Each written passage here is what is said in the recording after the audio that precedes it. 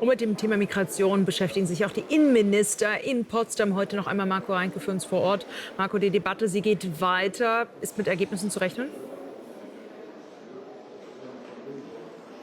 Ja, Beschlüsse, die soll es hier auf jeden Fall geben in Potsdam. Man sei auch auf einem guten Weg. Das hat mir heute Morgen der Vorsitzende der Innenministerkonferenz, Michael Stübgen, gesagt. Er ist auch Brandenburgs Innenminister. Und ich habe ihn unter anderem auch gefragt, wie er auf die Ergebnisse der Ministerpräsidentenkonferenz schaut. Hören wir da einmal rein.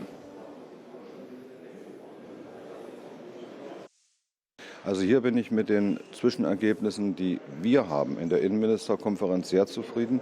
Wir fordern Strafverschärfung bei Angriffen auf Feuerwehrleute, Rettungssanitäter, aber auch ehrenamtliche Kommunalpolitiker. Wir fordern eine Überprüfung des Strafgesetzbuches zur Verschärfung von sogenanntem Politmobbing.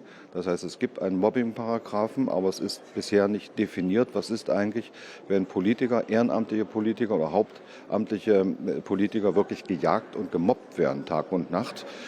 Das sind alles Beschlüsse, die wir fassen werden, die wir dann an die Bundesregierung geben. Dafür ist allerdings der Bundesjustizminister verantwortlich und wir geben diese Beschlüsse auch an die Justizministerkonferenz.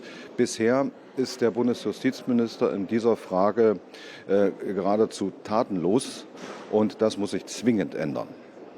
Noch eine abschließende Frage zu einem Thema, das im Vorfeld für viel Diskussionen gesorgt hat, nämlich die Frage darum, wie weiter mit Leistungen für Flüchtlinge aus der Ukraine.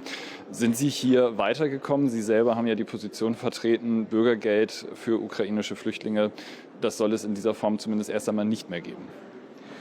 Wir haben das gestern im Kamin erörtert und dort habe ich meine Position zugesagt. Es sind zwei Probleme. Das eine ist, das ist aber nicht in erster Linie Angelegenheit der Innenminister, dass nach meiner Überzeugung dieser Rechtskreiswechsel und Bürgergeld, obwohl damals richtig gedacht und gut gemeint, sich nicht bewährt hat, was die Beschäftigungsaufnahme betrifft. Meine Empfehlung ist, dass der Bund überlegt, ab einem gewissen Stichtag diese Bürgergeldleistungen nicht mehr zu zahlen und bei Neuankömmlingen zurück auf das normale Asylbewerberleistungsgesetz zu gehen.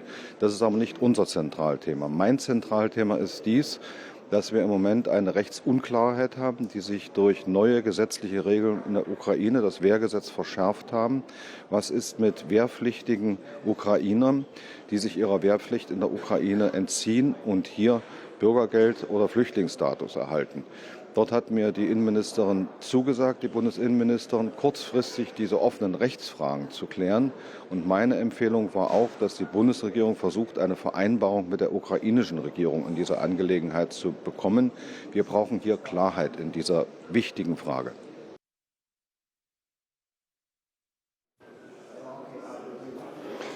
Und noch einmal kurz ergänzend seine Sicht auf die Ergebnisse der Ministerpräsidentenkonferenz. Er hat gesagt, er hatte nicht sonderlich hohe Erwartungen an dieses Treffen.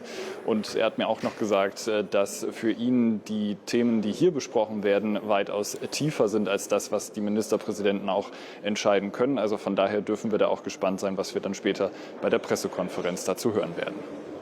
Das sind wir. Marco, danke dir.